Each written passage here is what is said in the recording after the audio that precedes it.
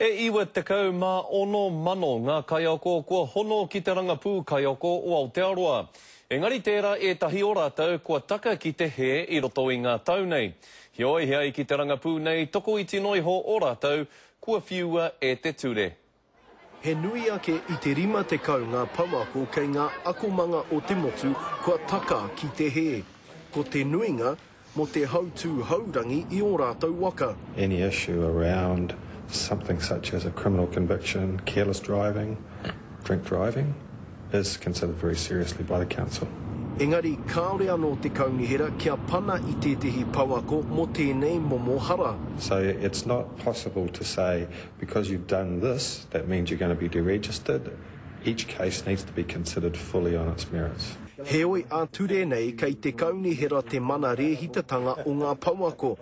Engari, mo tēnā e ai ki te runanga nui o ngā kura kaupapa Māori. He a wanga tō mātou mo te nui o te mana kei te kaunihera kaiako. Kāore mātou te runanga nui e kaha whakaitia te nui o tērā mana. Kei roto tonu e tehi pauako i ngā kraihe huri noa i te motu. Aha koa a rātou whakawhiu mo te tāne patu wahine, mahinga hara ki tētahi tamāhine, whakahakahaka ki te kōhuru me e tehi atu. Mena ko pēnā te nui o te hara, e tai wā ko āta noho me te ki o tērā pia, ko tai ki te wā me mutu koe i tēnei momo mahi. Kei te whakai a Peter. It is a requirement on a professional. It is a requirement on a teacher to report if they have a criminal conviction, but also the district court reports to us within 7 days if there's been a teacher who's been convicted of a crime.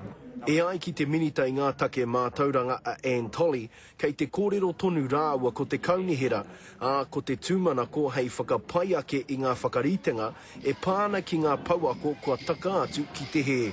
Roihana Nuri, Te Karere.